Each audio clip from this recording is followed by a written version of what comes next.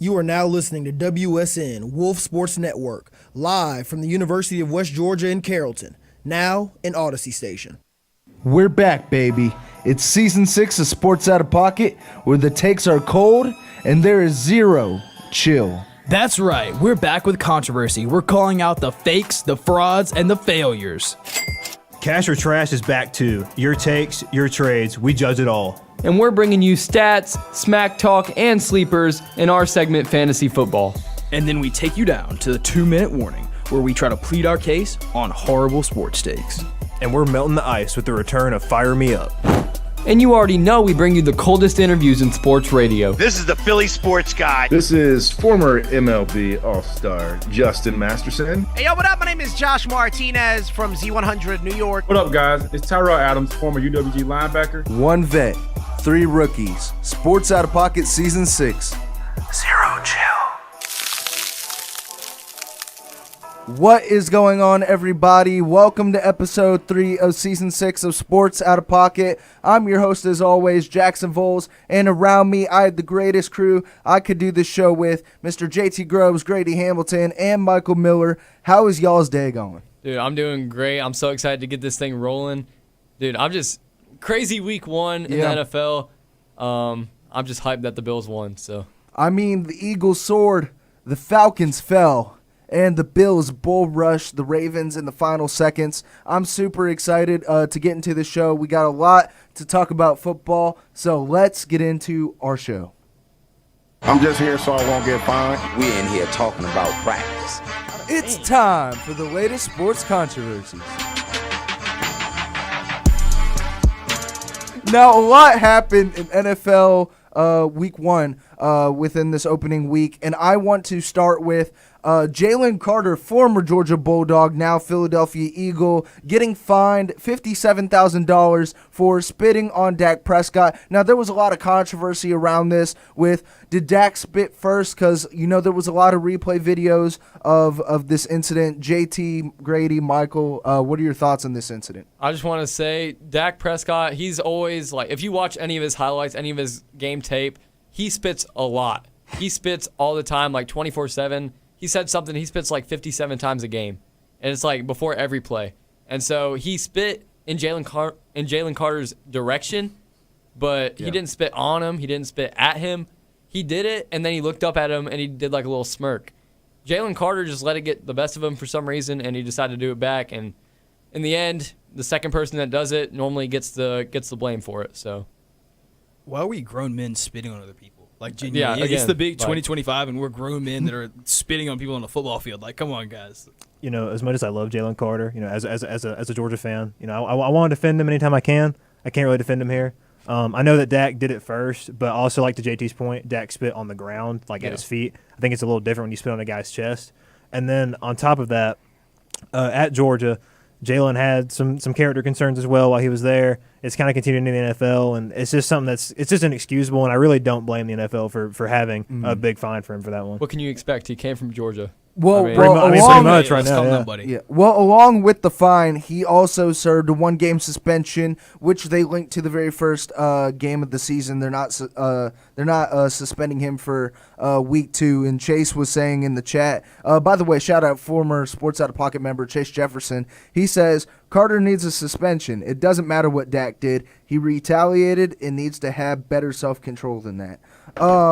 Yeah, I mean, he served his 1 game. Is that my mentor? Yeah, it was your mentor. That's a dork take. Dork I mean, like, take. come on, guys. We're playing football. Sometimes things get a little bit chippy. We're not trying to, like, take away an Eagles defensive player for, like, I don't even like the Eagles, but there's no reason to be, like, suspending him for more than 1 week. Like, 1 game is perfectly fine. Like, he served exactly as much suspension as he should have. You know what else is a little chippy? You have a controversy related to the NBA, which comes up within the next month or so. Oh, yes. So, I don't know if anybody here pays attention to the NBA. Kawhi Leonard apparently got paid something like $28 million under the table for a no-show job is what they call it. It's what they used to do back before the NIL era of, like, college football, where you basically, like, pay someone to, like, work at, like, like you'd wash cars at a car dealership or something like that, where you don't have to ever show up to do anything, but you're getting paid to do it. So they paid him $28 million to go to the Clippers, which is crazy because there was no I don't think anybody was projecting him to go to the Clippers, and that's really could change a lot of the impact of the NBA right now because they are circumventing the salary cap, and I think it's interesting to see if it does get confirmed because right now it's just allegations,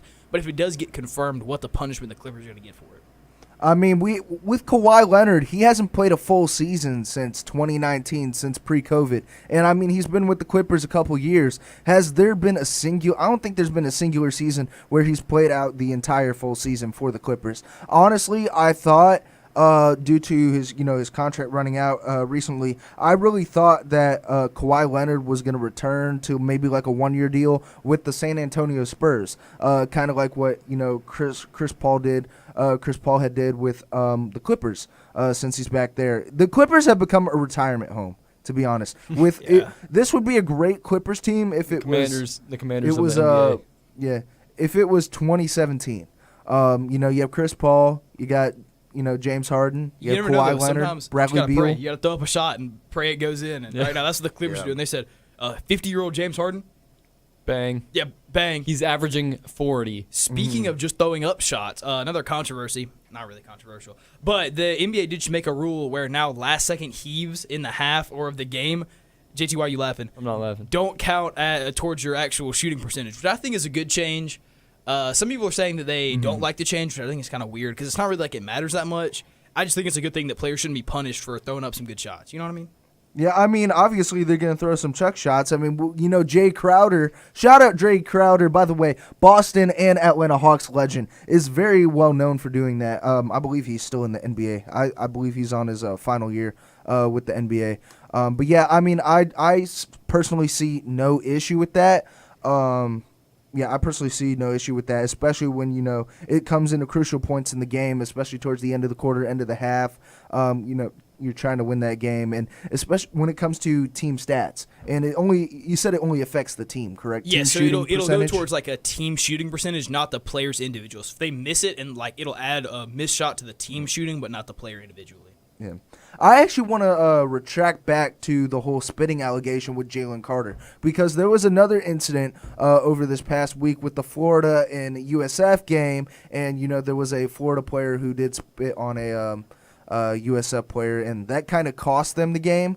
And obviously, Florida was projected to win that. Now, Michael, non-Georgia biasness aside, and I know you hate Florida, and I want to ask your opinion personally on that. How does that correlate between the two situations, and kind of explain your thoughts on this incident? When I watched it back, I kind of feel like Jalen Carter just inspired it, to be honest with you. I think that guy saw Jalen Carter do it and then just I'm gonna do it too. It was in the back of his head, and that's why he ended up making that decision. It's not the first time we've seen something like that from Florida, though. Remember Marco Wilson back in 2020 cost Florida a trip to the college football playoff because he threw a shoe. Yeah. So it's a very, very, very, very similar thing for Florida here. I mean, that wasn't even the only thing controversial that happened this weekend as well. The whole thing with the Bills-Ravens when the fan was slapped DeAndre Hopkins on the head and slapped Lamar Jackson, and Lamar pushed him back. And I saw an ESPN notification. Lamar was like, yeah, whatever, just chill next time. And then I saw the fan went on an interview on the news with a neck brace. And I thought that was the most funny thing. But he got banned from all the games. And I mean, you shouldn't be trying to hurt players or anything like that, no matter what his intention was. My dad says this a lot. If you see a player like Lamar Jackson IRL, he's towering over me. He's built full of muscles. I'm not going to start slapping his head when he walks past me. What are you doing? Just because he's a player and you're a fan, that doesn't change the level of interaction you get to have with him in that moment. I just think it's so weird. People think they can just do that, touch players. Yeah, that's honestly super trash of them. Really, really trash of them. On. But speaking of trash, let's get into our second segment, Cash or Trash. Will our mouths write a check that we can't cash? Find out when we answer the question on everyone's mind. Cash or trash?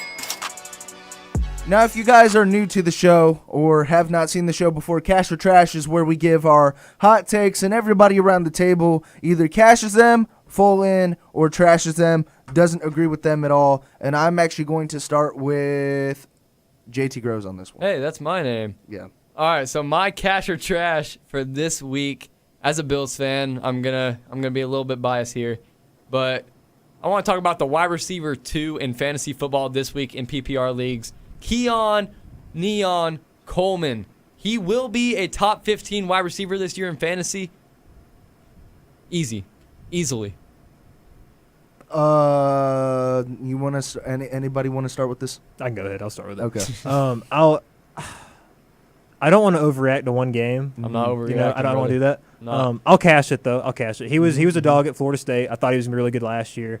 I think last year you just saw a lot of growing pains. Like you saw flashes of it last season for Keon, but I thought the way he played on Sunday night was very. You could tell the development that he had over the offseason into this year, with you got Josh Allen playing quarterback, and really that wide receiver 1 position is open for him to take. So I will say I'll cash that. I mean, every rookie has shakeups. You're looking at this top 15, and last year obviously the wide receiver 1 was Khalil Shakir. And he was kind of held back a little bit within this with this past game against the Ravens. And I know I see Daniel's face. By the way, shout out Daniel for running our TriCaster. He's a big Ravens fan, so it kind of hurts him. He's not a fan of that take that I just made. He's not a big fan of the take. But honestly, I don't want to. Again, like Michael said, I don't want to overreact to one game.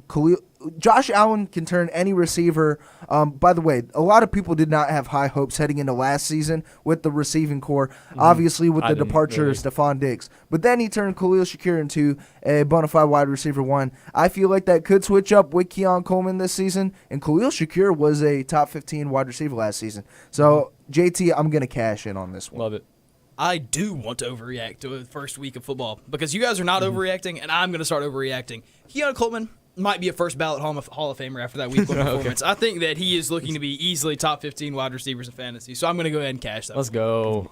So, I'm going to toss it to Grady for a second cash or trash. You have a cash or trash for this week? Oh, yes, cash or trash. Okay, I think that so the biggest story in college football going into last weekend was going to be the Oklahoma-Michigan game because that was one of the only games that actually looked like it was going to be somewhat like interesting. All the other games kind of like stomps or whatever. I think that after watching that game, I think that Oklahoma might genuinely be back. They had a bad year last year. They were kind of bummy, but I think Oklahoma's back now. They whooped Michigan, and I don't think that's because Michigan's a bad team. I think that's because the Sooners might be back. Dude, that defense was absolutely phenomenal for Oklahoma. A lot of people had speculations there were rumors thrown around, or like takes thrown around that Bryce Underwood was going to be the greatest freshman quarterback to ever, play in the college football stage. That Oklahoma defense, it's scary, man. John Mateer is exactly what I thought he was going to be coming into Oklahoma. Phenomenal, dual threat quarterback coming in from Wazoo, and he's really proven himself against, big competition being a part of that Oklahoma offense. So I'm looking at this. Oklahoma, I believe, is back. So I'm going to cash this in. I'm going to go next. I'm going to talk a little bit more about this game on Friday on the Playbook at noon. Shout out. But let's just say Oklahoma is 100% back. I'm so big on John Mateer. He is my way too early Heisman candidate. He will win the Heisman. To me right now, he will be there by the end of the year as well.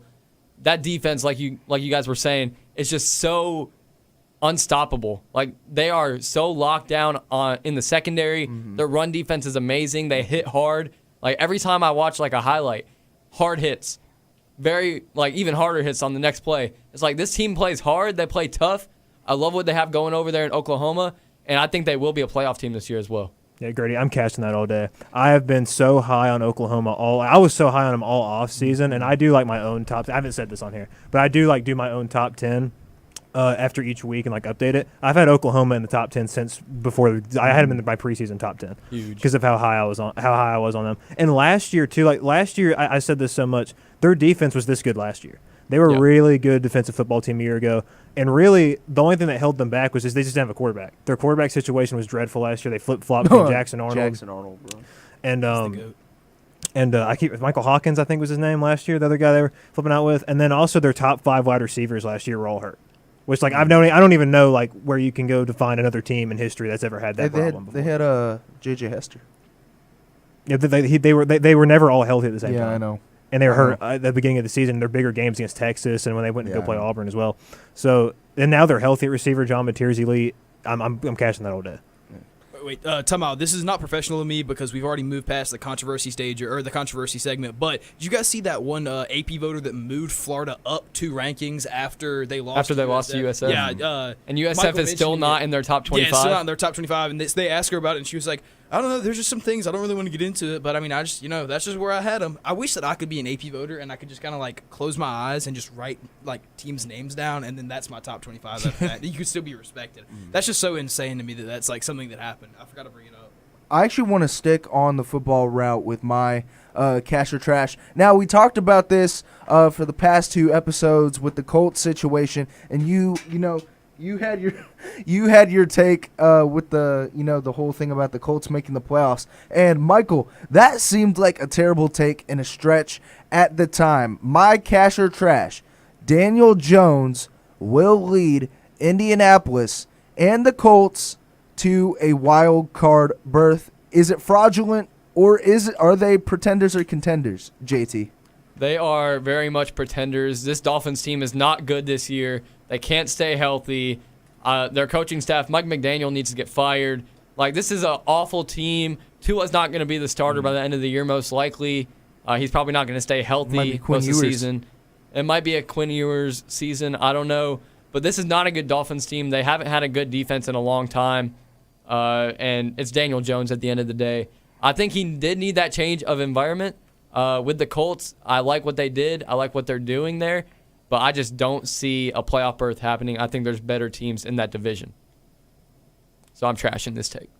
I'm gonna cash it, but like I think the Colts are just gonna barely get into the postseason. So like a 9-8 team, Yeah. or like a 10-7, like a 9-8, 10-7 kind of deal. Because I think their division's workable. Like Yeah. I think the Texans are probably the best team in that division, but there's not a lot that I love in there. Hot take. I don't think the Texans are the best team in that division. And that's anymore. debate. You can debate that too. I don't think their division's very difficult. And then this Colts team does kind of remind me of the Giants team that Daniel Jones took to the playoffs too. Though they got a good run game, and now he's got more pass catchers. So I mean, I liked what you said. In my opinion, I think you should have won 2-minute warning over this guy over here, because you actually brought up amazing points. No, Michael Pittman Jr., Josh Downs. I'm going to hurt you, Jackson. Oh, I'm sorry. No, it's okay. Michael Pittman Jr., Josh Downs, and then you also have A.D. Mitchell, who has a lot of upside, and then Jonathan Taylor. He's like Saquon Barkley, but worse, but still, Jonathan Taylor. And then, of course, the rookie Tyler Warren at tight end. Tyler Warren as well. He showed a bunch of upside in this first game, and I think that he has definitely top 5 tight end potential by the end of the year. Yeah. But before we get into some fantasy football, because I know that I had Tyler Warren in a bunch of my leagues, we're going to show some love to the other shows. But when we come back, it's going to be time for some fantasy football. Hey, yo, what up? My name is Josh Martinez from Z100 New York, and you're listening to my dudes from the Sports Out of Pocket on the Wolf Sports Network. It ain't just a game. It's everything. This is where the best separate themselves from the rest. But to be the best, you gotta read the best. And the best is the playbook. Let's go. Yeah, go. Tune into the playbook, Fridays at noon on Wolf Sports Network. Man, this beat brings back memories. Anyways, let me tell you all about this show on Wolf Sports Network. Get with the playbook. Get with the playbook. Get with the playbook. It's the playbook. Hear us talk about all college basketball, football, and baseball. Fridays at noon. The playbook, only on Wolf Sports Network. Ladies and gentlemen, we are live at Playbook Training Camp. Now we throw it down to Joey, who's interviewing head coach Brandon Dyer. Thanks, JT. I'm here with head coach Brandon Dyer. And Brandon, there have been many reports about starting punter Jackson Voss saying that he peaked in high school. Now, what are your thoughts on how he will perform this semester with the playbook? Well, Joey, I have full confidence that Jackson Voss will be a breakout star for the playbook this season. And you'll find out Fridays at noon only on Wolf Sports Network. Step right up, folks. It's season 2 of the Playbook, where we're talking everything college basketball and baseball and... Wait, Jackson. Dude, it's fall. And just like a playbook, I think we need to call an audible. Ready? Omaha, hot! We are talking strictly college football all semester on season 2 of the Playbook, Fridays at noon, only on Wolf Sports Network. It's that time of the year again, and we're talking all things fantasy. Whether you're a 10-year vet or a first-year rookie, we've got you covered with some fantasy football.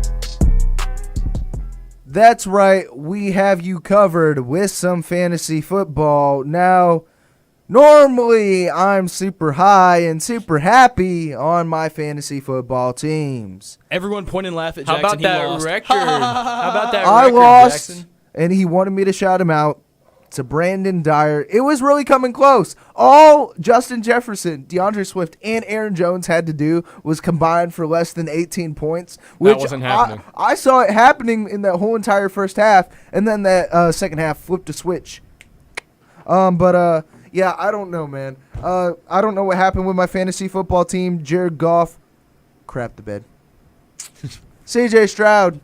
What happened? I mean, I thought you were going to have a resurgence game. A resurgence here did not do anything. The only guy who did something for me was Bijan Robinson, which, I mean, they still lost, but Bijan had a phenomenal game against the Buccaneers. So, I'm going to toss it to somebody who actually won their matchup. Michael. I did not win. Michael didn't win his matchup. JT's the only one who won their matchup? I think I'm the only one that won this week, and thanks to my king, Josh Allen, scoring 38.7 fantasy points this week. Quarterback 1, by the way. Keon Coleman, wide receiver 2 this season, so far this season, actually. Yeah, I could say that. Yeah, you're saying that now. Week 1, wide receiver 2, 25 fantasy points. I didn't even start him. I didn't even have to, and I still won this game.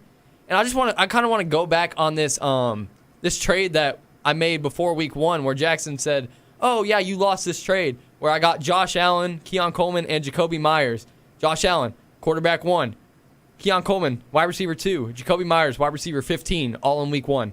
Versus Brock Purdy, quarterback 16. A.J. Brown, wide receiver 100. Dude had 1 catch for 8 yards. And then A.D. Mitchell, who is no longer on a team. He's on the waiver wire. So, I mean, that trade kind of worked out in my favor, and I think it's going to continue to with what we saw out of Keon Coleman, what we know Josh Allen can do. And I don't even have Jacoby Myers anymore. I used him as trade bait to get Puka. So I'm loving my team. I got a lot of steam going into week 2, so I'm feeling really, really good about it. Dude, you're acting like A.J. Brown isn't going to... I know he's going to come back, and I'm going to talk about him real quick, actually. So my buy low and sell high candidates for this week. Buying low, of course, A.J. Brown. He had a lingering foot injury in week 1 against the Cowboys, which led to less targets. He only got targeted once that entire game. But he will get more, obviously. He is a borderline top 5 receiver. According to Jackson, he is top 5 because he's an Eagles fan and he's a little bit biased. He's a top 5 receiver. But at the end of the day, when you can win a game just using Jalen Hurts' legs and Saquon Barkley, that's all you got to do, and you don't got to use your receivers that much. But A.J. Brown, definitely at his lowest point this season. He's only going to get better from here, so get him now while you can. And my sell high candidate, I want to talk about Zay Flowers. He was the wide receiver 1 this first week of the NFL season, and he went up against a injured Bills secondary. The Ravens aren't going to score 40 points every week, so he's not going to get that type of passing volume as we saw in week 1. And also the Ravens being a run-heavy team. They had the best rushing offense last year with Lamar and Derrick Henry, and they still have those 2 players. So they're going to have a run-heavy offense again this year. Zay Flowers just had the best, one of the top 3 games of his career, and he's not going to do that every single week. I expect him to even out this week, maybe about 10 to 15 points. But if you can, sell him at his highest point, which is right now. Well, all right, so I want to actually throw it over to Grady. He has a lot of things to say on Super High about his fantasy football team. Grady, By the way, because I wanted to bring it up because, JT had previously traded with Grady last week. I sure did. And Grady was like, I'm looking to win the next, 5 games. I'm looking at the now. You got to look at the future. Do you still back up that fantasy football It was one approach? game. Travis Kelce killed Xavier Worthy. That's not on me. But, okay, Yeah. Look, guys. I played against Richard, who we all know has Kyle Pitts. Don't rub it in my face, please, guys. I'm very sad about this. I'm very upset. Somehow, Kyle Pitts managed to outscore everybody on my team but 2 people.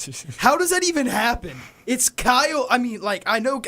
This is why I've been telling you guys Kyle Pitts is the best. You haven't been listening, but I've been telling you. Kyle Pitts is the greatest of all time. If I need to make a turnaround this year, I have to figure out how to get Kyle Pitts by any means necessary. Xavier Worthy's dead. Malik Neighbors is hopefully not dead. I hope he comes back at some point. I don't really know. I could talk about Kyle Pitts all day. He's the best. That's all I really needed to know. Hey, Richard, if you're listening, accept his pickleball match, his basketball match, whatever it is. Wait, I don't know if I've said this on air yet. Richard, I'm officially issuing a challenge. If you can beat me, you can pick any sport. I will 1v1 you for Kyle Pitts in that sport. You have 1 week to respond, or else we know you're a coward. You will be a known coward. So that's all I have to say. What show is he on? He's on Sports Pack Mondays and Thursdays. By the at way, 6. they make their debut tomorrow, so stay tuned Shout for out. that Thursday at 6. Richard, respond to me on the debut episode of Sports Pack. You have to. I'm being serious now. This is no longer a joke. Does It anybody else never want to was talk a about joke. fantasy? It never was a joke. No. Look, man, my fantasy team right now, I am projected to lose to former sports director Brendan Wolby Ray. He's gonna be going too. 46%. 54%. I genuinely need a better quarterback because Jared Goff did nothing against the Packers this past week, this previous game. So, Daniel, I see you looking at me in the control room. I feel like we can get something done, man. Like by the way, I'm shouting you out, man.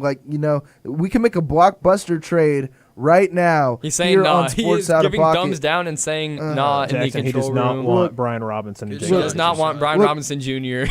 Am I overrated? or Mason Taylor. Am I for Bijan. overrated when it comes to fantasy? I don't know. I won last season, and this season And I'm we have starting off all a new little members. slow. I understand that. And we have all new members. The I- guy you're playing this week, I beat him last week. So if he beats you this week, No. that means I'm better than you. That's not true. That's how that works. That's not true. It's How it not. works. It's not a whole domino effect. Just because say hyper. No. You're gonna start your season this. 0-2 Say and- this. It's like imagine the Raiders. The Raiders beat the Packers, but then the Packers beat the who would you consider the best team in the NFL right now? Don't ask me that question. The Bills. The Bills. So would you say that the Raiders are better than the Bills? That's not how it works. That's literally the same thing you just said, though. I mean, if we were talking about it logically, where it's people do like rankings like that. This team beat this team, and then this team ended up beating this team. So therefore, the Cleveland Browns are better than the Buffalo Bills because I understand when happened. it comes to head-to-head percentages, but it's not a acting real like statistic. But people like to do it for fun, and I'm saying for It's fun, a fraudulent I'm better than you statistic. at fantasy. It's I have fun when fraudulent. Jackson loses at fantasy. So, Michael, what do you think went wrong for your fantasy football team this week? Your this wide past week? receiver 1 is what went wrong for me. AJ Brown not touching the AJ, football. I told you to sit AJ Brown, but you didn't want to listen to me. Yeah, I took a gamble too, and I started Travis Hunter, and I almost started Keenan Allen because I was like, he's a rookie, I don't know. And I didn't think Travis Hunter actually played too bad for being a rookie and having his first career game, so I'm actually looking forward to him the rest of the year. I will be starting Keenan Allen this year. I thought he was washed after last season with Chicago, but I think he just needed to go back to LA. Is that Jay Herbo Keenan Allen connection, man? Hey, dude, what by can the I way, say? shout out the Chargers for beating the Kansas City Chiefs, by the way. So, I said thank that was a game y'all, to watch, by the you way. I know, just wanna so say, shout much out to the myself. Chargers. I just want to say, guys with good-looking wives are good at football. Because Josh Allen was the MVP, and now Jay Herbo's going to have an MVP-type season with Madison Beer. How do you explain Patrick Mahomes? That's a good one, JT. Next You got you segment. there. Next segment. I mean, if people are No offense to have anybody. a celebrity crush on Taylor Swift, Travis Kelce might have a solid season this season. He's engaged to Taylor Swift. So if we're following that logic, We're not following that logic anymore. Do you want Travis Kelce? Do I want Travis Can I Kelce? get Oh, I need a goodness. receiver because Xavier Worthy's low-key dead, and I don't have anyone on my bench. Travis you put up Kelce. negative 0.1 points just as I don't even know who you are. Why are you my bitch putting up negative All right. points? What are we So doing? Travis Kelce for Mason Taylor and Brian Robinson Jr. Oh my gosh. Honestly, All right, can we move to the next segment? That's horrible. That's horrible. dude, I'm genuinely loving that. So Jackson, do you think that I'm like? How much time we got left? we got about 5 minutes left in this segment. No, let's see So- how. Can we drag it? Let's see how long we can drag it for, guys. All right. You want to make a trade? Let's make an actual trade, Jackson. Let's do it. So we can make an actual trade. Daniel, he's not Bro. going to trade with me. Grady, Does who do you want from Does my anybody team? else have an actual like receiver they'd be willing to part ways I'd with be willing to. for something for a little something? And You- not like that. Hey, Grady, you want Quentin Johnston? I don't know. I actually do want Quentin Johnson. I'm not talking By to the you. way, I would love Quentin Johnson, Michael. I like my team a lot. So No, I I'm don't being know who I'd trade serious. away. Like, you don't think I'm being serious. Like, I'm being super soppy. Like, I'm being serious, bro. Super like, soppy, like, super like, soppy. Shout out. I say, speaking of soppy, y'all check out that Instagram reel. If it's a good Yeah. idea, it was Jackson's. If it was a bad idea, it was my idea. Wrong. No, Backwards. it's backwards, If it was a good actually, idea, yeah. it was Grady's idea. If it was a bad idea, it was Jackson's idea. Hey, you heard it here first. you heard it here first. Yeah. Go blow it up. So, Oh, and Jackson, you didn't ask me how my day was today, by the way. by the I way, gotta remember Grady, that. how's your day going, man? I It's forgot going to say. great. It's actually me and my girlfriend's 1 year anniversary. Shout out my out. girlfriend. Hey, She's the best. There we Yeah. go. Yeah, sorry. I just wanted to say that. That's why I'm mad at you. W. It's all All right, good. I'll accept your trade now because you said that. Actually, Does anybody need a tight end? I have Dalton Kincaid on the trade block. so you have Dalton Kincaid. I mean, I would love to give you a potential I would love trade to give you offer. Mason Taylor and Brian Robinson Junior for Dalton Kincaid. No, I give wouldn't me even do give that. me a genuine offer. I wouldn't. And I I'll wouldn't consider even it. do that. I wouldn't do that. You You know, wouldn't? Michael, I would love Keenan Allen. Can I have Keenan Allen? No. you Absolutely not. just for One for free one or Jameer what? Like, Gibbs what are we for, talking about? Brian Keenan Robinson Allen. Jr.? Like, I do not you can want give Brian up a Robinson. wide receiver. You have Khalil Shakir. You have Jalen Waddle. You have A.J. Brown, and then Michael, I'm begging. Travis Hunter. So, I'll do anything. like, come on, Michael. I need a receiver. Come on, Michael. Yeah, I'll trade with Grady. I'm not trading with you though. Jackson, I want Because I Bijan. offered you a good trade like a week You ago. did. All right, You did. and you wouldn't even look at it. So no, I'm not trading with you. Jackson, did. I'll do a 2-for-1 with you right now for Bijan. What is it? And it better be good because Bijan is the best fantasy running back. Trey McBride. Uh-huh. And one of my top 3 running backs, either Travion Henderson, Alvin Kamara, or Amarion Hampton. For Bijan, straight up. hold on, let me look at your team, and I want to see exactly what they scored last week. Kamara 13.7, ranked 21, ranked 25, and then you said Amarian Hampton. Yep. Amarion Hampton did not have a great game against a tough Chiefs He did defense. not either. But Yeah, I'm not gonna honestly, do that. I'm big on Amarion I'm not Hampton. gonna do that because Jake Ferguson put up really solid numbers for me last week, even against the Eagles. By the way, yeah, that Eagles secondary sucks. But You we're don't want a gonna top get 2 tight end? Do See it I yourself. want a top 2 tight end? No. I think there's better value in what I can trade for Bijan. Because last season, I traded Saquon Barkley and I believe it was like Tucker Kraft, Saquon Barkley and Tucker Kraft for Bijan Robinson. And that helped me lead to a fantasy championship. I understand that it's a whole new Devontae Smith for Bijan. No. Why would I do that? Devontae Smith, What is going Devontae Smith, and I'm going to actually look at Daniel's other running backs. You know what's very happening, quick. Jackson, is you send such bad trade I think offers that's a good shot. I don't know. that I other like that people shot. are sending you awful trade offers and hope that you accept them, just to do it out of pity and out of spite because you send such honestly, awful trades. Daniel, you might genuinely have the worst running back room in all of fantasy football. Because wow. That's crazy. Rico Dowdle, R.J. Harvey, Tyler Algier, and Cam Scattaboo. Okay. So there's. I am interested. Hey, Yeah. Daniel, I am interested in R.J. Harvey. We can make a trade. It doesn't have to be on air. We could talk after, and if it goes through, I'll update y'all sometime. But speaking of, we only have 2 minutes left in this segment. Did I say 2 minutes? Yes, I did say 2 minutes. Let's get into So we don't have any time our left? brand new Wait, that was a good segment. transition. 2-minute warning. It's the end of the game, and you're losing. But you have one chance to defend an awful take. Do you have what it takes? We have reached the 2-minute warning. Now, if y'all did not pay attention to last week, we have a brand new segment, 2-minute warning. By the way, courtesy of Grady Hamilton. By the way, amazing idea, Grady. It got a lot of great feedback from social media. And by the way, speaking of Grady, I'm going to let you start. This time, out of our terrible takes in the mascot wolf head, since it was your idea, and you also won last week's 2-minute warning. So if y'all don't know how this works, people send in terrible sports takes. By the way, shout out to everybody who did. And our TriCaster, Daniel Cheney, is going to give a non-biasness judge. He's not on biased. it. He's not So, biased. Grady, Not biased. let's start with you. Oh. I want a good one. What's he going to get? I got 2. You got $1 million. 6-7. You can only do one take. OSU loses to Michigan again this year. Whoa. OSU goes into playoff 2 losses at ATL JID. Do we know who that is?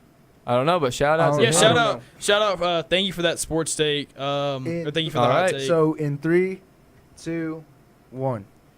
Okay, so I'll address this take in 2 parts because I got criticism last week for not addressing the whole thing. So OSU loses to Michigan again this year. Michigan just lost to Oklahoma, and I know we're saying that like Oklahoma was like looking to be a good team this year, but OSU is the defending national champions, and they haven't like really looked to be that bad yet. They beat Texas, who, for everything you can say about their offense, they do have a really solid defense, and OSU is like they're an offense first team anyway. I would say like for the majority of the time like that they've been on top, they've been an offense first, like really throwing it down the field type team, and I mean, they did decent against the Texas team for the freshman's first start. What's their quarterback's name? I forgot what it is, but he did a good job for his. Julian Sayin? Yeah, Julian Sayin for his first start. So I don't think. I mean, I just don't see them losing to Michigan again. Especially that has been like bulletin material all offseason. I'm 100% confident. And OSU goes into the playoffs 2 losses. I don't really see that happening either. I mean, do they play Oregon regular season this year? I'm not 100% familiar with OSU's schedule, but that would be a game that could see them potentially losing just because Oregon is also the same type of like run and shoot type offense they have where the game could really go either way. And then Penn State, I was always kind of sitting there. If you have to go to Penn State, that's always a dangerous game. But I think OSU still running their conference this year. I don't think anything has changed. So I think that this is actually not a terrible take. I think this is a pretty solid, I think this is actually, a pretty, what am I talking about? No, this is a pretty good take, sorry. Ohio State does not play Oregon in the regular season, but they do go against Penn State, Wisconsin, Michigan, and Washington later on. And Illinois, and watch out for that Ohio team with Parker Navarro. Yeah. Shout out. Ohio? Shout out like the Aiden Abey. Bobcats? The Ohio Bobcats are All coming. right. So Grady. Dude, it might be 15 losses. All right. Sorry. So, Grady, I'm going to allow you to pick who goes next. Jackson. All right. I'm going to Bulls. draw out of this wolf head. Let's He's going to draw out of the wolf head. All right. Hold this. Can I wear it? Okay. Can I wear the wolf head? Johnny Manziel left a bigger legacy than Cavs, Cleveland, LeBron. Ooh. At Parker Andell, shout out one of our wits, Good luck. Parker. And Good I'm going to luck. start with this. All you right. know, when we talk about legacy, and legacy can either be good or bad. So I'm going to lead on with this. Johnny Manziel left a interesting legacy. And why it's more important than Cleveland and LeBron. LeBron had Kyrie Irving. He had J.R. Smith. He had Kevin Love. He had other guys that helped him to that championship. In my opinion, Michael Jordan is the greatest basketball player of all time because LeBron just hops from super team to super team to super team. So if we're talking about legacy and cemented legacy, Johnny Manziel, Johnny Football, was truly a changing culture for that Texas A&M football team. Though, obviously, he did some very interesting things while being a part of that Aggies college organization. I think that he was cemented as one of the greatest college football quarterbacks, not just of the 2010s, but of all time. They call him Johnny Football for a reason, and obviously people pay attention to the Glory Days podcast. He's left a legacy after college football, and also he gives out and does TED Talks about his experience and about what he did wrong during his professional and collegiate football career. And I think that's what necessarily matters most when it comes to legacy and what is left being said and done after you're done with the game. Keyword in Cleveland, and you mentioned Texas A&M and his podcast. You didn't mention anything about Cleveland. DQ, just playing. No. I also realized I'm dyslexic and Loki argued for my take wrong, so you guys can also disqualify me. I'm actually I'm gonna give it to JT Groves next. All right. Since the Wolves head, Let's do it. headers over there. Let's do it. Let's do it. Where are the papers? There it is. All right. Oh, I love this. Tom Brady was never the best quarterback in the NFL. Shout out Brendan Willoughby Ray for this take. All right. This isn't going to be too hard for me to do, so I'm excited. Let's do this. All right. Tom Brady was never the best quarterback in the NFL. He might have been the greatest of all time just because he was consistent. He was constantly up there, but he was never the best in a singular season. He was constantly outshined by Drew Brees, Aaron Rodgers, all these other quarterbacks, Peyton Manning, these quarterbacks that all had better seasons than him in their career. Tom Brady was never the best in a singular season, stat-wise, and also It's not a terrible sports. It's not a terrible sports take. So that's why it's also kind of easier for me to do. But also with me being a Bills fan, I don't like Tom Brady. As a human, I like him, but as a football player, I don't. I don't like how he beat up on my team. I don't like how he beat up on my team 24/7. But now it's the Bills' turn. Anyways, Tom Brady had to leave his team to go to Tampa Bay. They built a super team around him, and he won another Super Bowl to just add to his legacy. But even then, in Tampa Bay, he still wasn't the best quarterback in the NFL, with guys like Josh Allen and Lamar Jackson having their surgence to the top of the league. So I completely agree with this take. I don't think that Tom Brady in a singular season was ever the top quarterback. Ever. You really believe that? I really believe that. I genuinely believe that. Michael Miller, we're that on going to your go mom's with you life right last. We have 3 more terrible takes in here. So, All right, let's see. Who's it? I love this one. All right. Cam Newton is a Hall of Famer from @TheReal Whiteley. Shout out Wyatt. Big fan of Sports Out of Pocket for many, many semesters. Big friend of the Twins. And before he starts, feel free on our Instagrams. We post stuff every Wednesday, so you guys can drop these hot takes, so you can possibly get featured on the show. So why not do it? Just give us some and awful if you sports post a hot talk. take, you contribute to us getting punished at the end of the semester. 2, So. 1. All right, Cam Newton is a Hall of Famer. So obviously the main objection for people when talking about if Cam Newton's not a Hall of Famer, from the main objection for people is because his career was not as long as a lot of other guys was in terms of being consistently good. Like Ben Roethlisberger, Tom Brady, obviously, Peyton Manning all did this for 15 plus seasons. Cam's was more like a 7 to 8 year run where he was really good, if you even want to give him 8 years at that point. But I think that within that run, it was far good enough. We've never seen a quarterback. I mean, you saw Michael Vick before Cam Newton, but I would argue that Cam Newton's even more different than Michael Vick because Cam Newton was built like a linebacker, but had the speed of Michael Vick and had a cannon for an arm. Never seen a player like that. When he was at Auburn, he carried an Auburn team to a national title. That Auburn team won 4 games the next season. Gene Chizik. Do any of you even know who Gene Chizik is? If I asked you that, I've heard the name before. Yeah, Auburn's head coach that year. And he's got a national championship because of Cam Newton carrying a team. Then when he goes to Carolina, Ron Rivera. I mean, are we all going to sit here and act like Ron Rivera is some amazing He did win head an coach? MVP. Carried Ron Rivera there to the Super Bowl that year and had one of the best MVP seasons of all time, just running the ball, throwing the ball. When we talk about quarterback MVPs, we're always focused on what they're doing through the air. Lamar obviously has kind of taken that to his rushing stats last couple of years. Josh Allen's developed that as well. But I would argue that Cam Newton had a more dominant season in 2015 than what a lot of these other quarterbacks have done.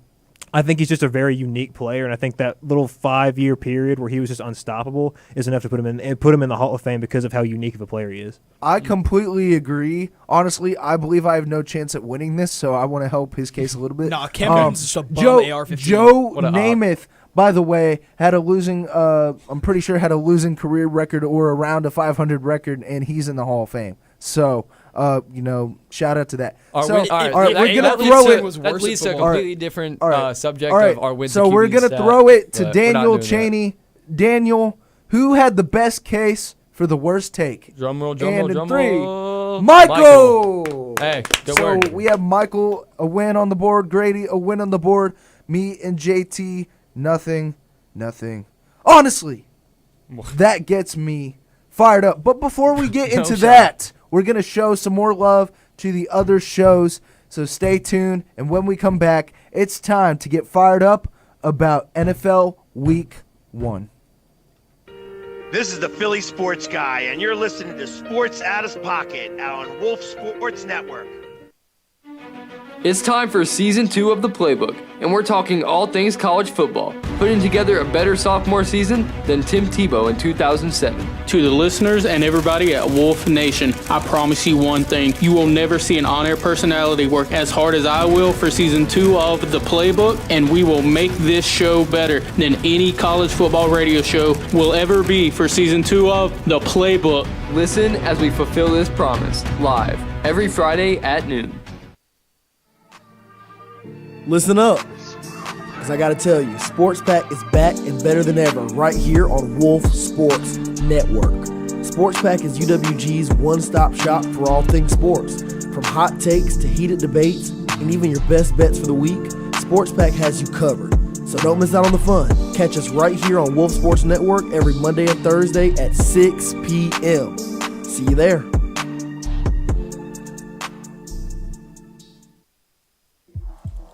From the first whistle to the final buzzer, Wolf Sports Network brings you the action you crave. Sports Pack is your all-access pass to the Wolves athletics. From football, basketball, baseball, soccer, and volleyball, and more. If the pack plays, we cover it. Passion, pride, pack. Don't miss Sports Pack every Monday and Thursday from 6 to 7 on Wolf Sports Network. Sports Pack. Sports Pack. Sports Pack is back. West Georgia's one-stop shop for all things sports. Whether it's UWG, NFL, NBA, or MLB, we've got you covered on all fronts right here on Sports Pack. Mondays and Thursdays at 6, only on Wolf Sports Network.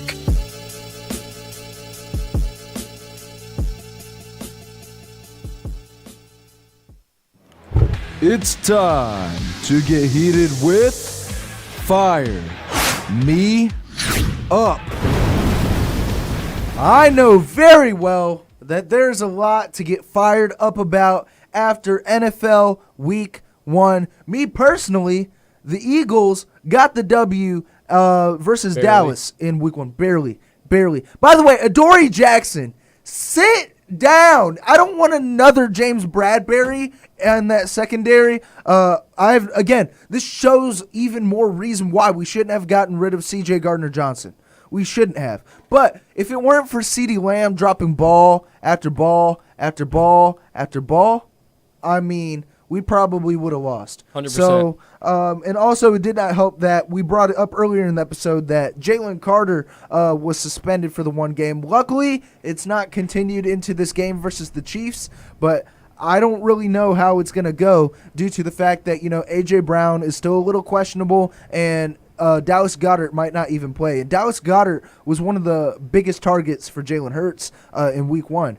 And I'm going to toss it to another guy whose team won this week against the Baltimore Ravens. Yeah, but I'm not going to talk about my team quite yet. I want to talk about how the Eagles and the Chiefs play next week in a Super Bowl rematch where we saw the Eagles absolutely I'm fired up about that too. Smack the Chiefs, bro. Yeah. And I'm excited because the Chiefs actually could start 0-2 to start this season, and that's just proving my point of them not winning the AFC West even more. But now I want to get to the Bills and Ravens on Sunday Night Football. Game of the Year candidate already. We were down by 15 points with less than 4 minutes left, and we managed to come back, win it in the last minute, or in the final seconds. Matt Prater, who we literally signed, we didn't even sign him. He was on the practice squad until right before the game. Yeah, he got the call on Monday. He said that he was coaching his son's youth football game, and then he got a call 3 days prior to the game. He was in Arizona, I believe, and he flew out to the Northeast to play that game. He flew out to Buffalo, and he played the game, and he got 3 field goals, and he kicked the game winner to put us up 41-40 with time expiring. 41-year-old Matt Prater. What? Speaking of field goals, Younghoe Koo, you are banned from Atlanta, Georgia. Do not come back. I can't believe that happened. MP5. He's the future of the Falcons franchise. I love that guy. He was putting his body on the line every single play, and Young Wei Koo sold the bag. But that was such an exciting game down to the wire. But I think all Falcons fans watching at home kind of, and Michael can probably agree with me on this, we knew we were going to lose that game. We were watching. We've seen the Falcons do that too many times. Hold on. I want to give a little statement here. Now, Michael, week 1, episode 1, or before week 1, episode 1 of Sports Out of Pocket, you looked that camera dead in the eye, dead in that lens, and said, Baker, you are ours this season. The Buccaneers, you are ours this season. What do you have to say to that camera right now? Yeah, it's still happening. We lost one game. We'll get them in Tampa. We'll split with them. We'll still win the division. I'm not gonna beat the Young Wei Koo drum too much. He was bad at the end of last year. He was bad at the end of last year, and then again yesterday he was bad. And then he made 2 out of 3, but the second one that he made was off the post and went in, so that one should have been a miss too. We know he's bad. He shouldn't be the kicker. He needs to get out of here. You know who else should not be a kicker? Jake Moody for the 49ers actually got cut, and I would have never expected that. I thought he was a great kicker, but he didn't make a single one, and he got cut. So, yeah. You know, something else I'm fired up about, back to the Philadelphia Eagles, because everything always revolves around the Philadelphia Eagles doing something wrong. Have you guys seen those pictures of the tush push? This has become a thing that people have been talking about again recently. So the tush push formation the Eagles line up in a lot of the time is illegal. And I'm fired up about that because that's kind of like corny. Jackson, do you have anything to say about that? The center has to be off the ball, and whenever the Eagles snap, if you're chronically online and a sports fan like me, you've seen, so the Eagles center will basically get on top of the ball, and the 2 guards will line up right next to him, which is actually an illegal formation. And if the referee started enforcing that, the Eagles dynasty would fall apart because it's built on the tush push. Look, it wasn't enforced. You're saying this. You're saying this as a Falcons fan, Grady. You're saying this as not the best birds. Right, people are just mad. I'll say it as a Bills fan. I completely agree with Grady. It's against the rules. It should not be. If they can fix the format. All right, listen. Actually, it's not against the rules. If they can, it was outvoted. So it's not against the rules. If they can fix the formation, the tush push is fine. The formation that you guys run it in is not okay. It's against the league rules. And if you guys fix the formation, I'm perfectly fine with you guys running tush push all the time. But you got to fix your formation, or else you're going to get called out for it, and there's going to be something against it. And, I mean, the league's going to hate you guys anyway. They already do. I always say not to throw biasness, and I don't care if people call me biased in the chat. I really could care less. Every other NFL team is just mad that the Philadelphia Eagles are the only ones who have been successful. The chat says you're a loser. Not really. The chat said you're a loser. There have been other teams that have been successful with the tush push. The Eagles just use it so much that they're the team that kind of started all of this, and so they get all the credit for it. And then every other team that tries it, they don't really call it a tush push as much. But it's just, I guess that's just the name for it. For the Eagles, but I mean, as a Falcons fan, I wish we would use it. I mean, that was what I was going to come in here and yell about was Zach Robinson. The play calling was absolutely atrocious on Sunday. Oh yeah, the entire game. I felt like in the first quarter of that game, and really the first half, I felt like we should have been up 21-0 at halftime. Like Tampa Bay couldn't do anything on offense. I thought we were moving the ball well, but then we get in these like third mediums, and the play calling was just mind-blowingly awful. And then we had 2 4th-and-1s in this football game where we're lining up in the pistol. What are we doing? We got a 6'5" quarterback. We can't get 1 yard on the tush push. It's long-range quarterback sneak. That's what they don't tell you about. That's the play. I say utilize it more. Honestly, I want to highlight a couple players from that Falcons defense who actually did very, very well. Caden Ellis and Xavier Watts. By the way, Xavier Watts had a phenomenal NFL debut for the Falcons. Unfortunately, it did come down to Young Wei Koo. By the way, I might make my return as Young Wei Koo on Wolf Sports Network's Instagram in a skit later, but you'll see that later, hopefully. But unfortunately, it did come down to kicking and special teams, and that really was something special. That's also. Yeah, I want to talk about an even better defensive player, better than any player on the Falcons. Ed Oliver made some insane plays, and I knew he was a decent player. I knew he was a good player. But some of the plays he made that actually stopped Derrick Henry when the rest of our team could not stop Derrick Henry. I'm looking at you, Daniel. Hey, Derrick Henry, I'm not dissing on him. He's a great running back. Nobody could stop him. But when he tried to stiff arm Ed Oliver, you're kidding, right? Dude, Ed Oliver is a big dude. He's going to stop Derrick Henry at the line 100% of the time. And he made some huge plays. He got sacks when it mattered most. That sounds soppy. Ed Oliver is a great defensive player, and he's starting to make a resurgence this year. And he may even be a Defensive Player of the Year candidate. He sounds like an AI-generated player. Ed Oliver just doesn't sound real. Sounds like Joe Randall. And I got a question for JT. Did Jesse Bates die? because he claimed that he was better than any defensive player on the Falcons. So is Jesse Bates no longer with us? Jesse Bates did not have as big of an impact as Ed Billy Oliver Bowman did in that Jr. also shout out to Ed him Oliver as well. also Devon forced, Diablo shot Ed out. Oliver Hit it also forced that fumble on shout Derrick out to Henry. Jahad Campbell. Jahad Campbell Nobody cares about Jahad Campbell. Jahad Campbell had a Nobody better cares game about than Ed Jahad Oliver. Campbell. I'm talking about Ed Oliver, and then you can talk about your little fairy Jahad tale Campbell. team of the Eagles that you think are going to win the Super Bowl again. You literally told Ed me Oliver- like 30 minutes before the show that the Bills were going to win the Super Bowl. You said this is our year. When's I did not say that. When's the last time the Bills have won a Super Bowl? I didn't say that, and keep living in the past, 2025. buddy. Keep living in the past.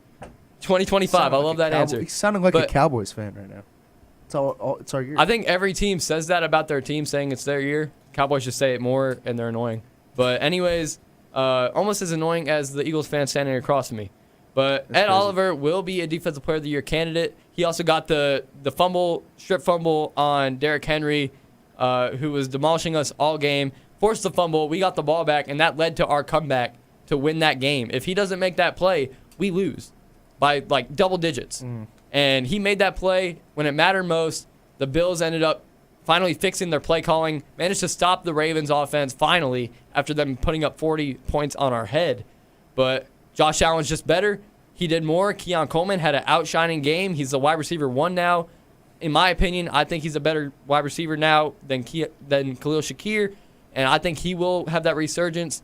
A bunch of Bills players are saying they're not ready for Keon Coleman, and the league isn't ready for Keon Coleman, and I full 100% believe that. No one is ready for Keon Coleman. But Jackson, Nobody I have a is. question for you. Yeah. What are you fired up about going into week 2 of the NFL season? It's been on my mind all day. What are you fired up about? I want to hear something. Going into week numero dos. Week numero dos. I already said my piece, man. The Eagles and the Super Bowl rematch versus the Chiefs. Obviously, as I said before, A.J. Brown questionable, Dallas Goedert questionable. I want to see the adjustments in the secondary, personally, because we have Adoree Jackson, again, who's the second coming of James Bradbury. I don't want to see that. But I would love to see Jacorian Bennett step up. We put Eli Ricks back on the practice squad. We need to move, like, Cooper DeJean back to cornerback or something. I don't know. I want to see some adjustments on the secondary, personally. Enough about the second best bird-related team. Michael, how do you feel about the number 1 bird-related team going into week 2 of the NFL season? I think we got a shot to make it very similar to last year. You know, last year we had a very lackluster offensive performance against the Steelers to open up the season, and then we went on the road into Philadelphia, had a comeback win, beat the They're Eagles. gonna do it again. That was with Kirk Cousins. They're going to do it again. Exactly. Yes. We were handicapped, and we still did it. Handicapped. Hey. So we got Michael Penix going up there to Minnesota. We really need this game. You never want to start 0-2 in the NFL, so a lot of pressure on us to go in a tough place to play, but I'm very confident about it. And what about you, JT? I want to hear what you're fired up about. Get really fired up. I want you to yell at Jackson, slap him around if you have to. Honestly, Be physically violent. I hate how injured that our Bills are. I didn't like what I saw as much in week 1. I was a little nervous. I almost shut off my TV, but I can't do that. I'm a loyal Bills fan, and I never lose faith in the GOAT, Josh Allen, and this offense, and, of course, our defense that kind of struggled a little bit, but we got it together in the end. So when we get healthy again, we have our two of our top corners are out. One of our top safeties are out. Our entire defense was injury-prone and getting hurt in the offseason and going into the season hurt. But we managed to get out of one of the toughest games all season against a lot of people's Super Bowl favorites in the Ravens. And I think next week's going to be a little bit more relaxed. We're going against the Jets. I think that Justin Fields we might have to worry about a little bit, but I think that we walk out of it 2-0. But speaking of the Jets and sticking on the topic of football, unfortunately, that is all the time we actually have today for Sports Out of Pocket. But we have former NFL linebacker and Jets linebacker Dylan Donahue, former West Georgia alum as well, in a live interview on Sunday at 3:30 p.m. Eastern. But also, make sure to tune in tomorrow to Sports Pack. They're making their fall 2025 debut at 6 p.m. But for JT, Grady, Michael, and me, we will see y'all next week.